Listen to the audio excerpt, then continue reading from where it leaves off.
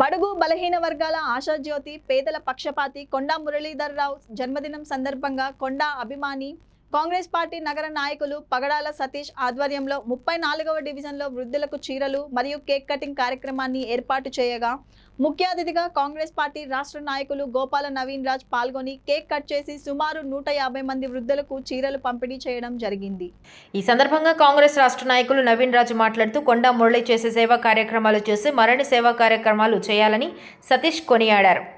Congress party నగర నాయకులు పగడాల సతీష్ మాట్లాడుతూ కొండా మురళి ఇలాంటి పుట్టినరోజు వేడుకలు మరెన్నో జరుపుకోవాలని కోరుకోవడం జరిగిందని తెలిపారు।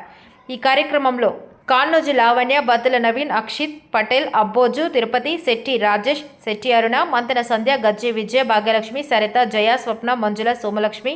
దామెర రాజు, రవిచందర్, పవన్, హరీష్, కార్తిక్, నివాస్, సాయి తదితరులు పాల్గొనడం జరిగింది।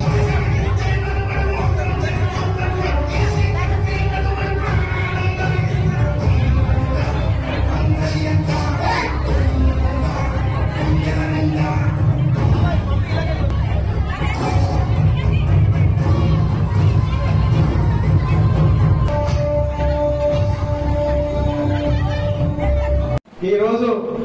మన ప్రియతమ నాయకుడు బడుగు బలహీన వర్గాల ఆశాజ్యోతి పేదల పెన్నిధి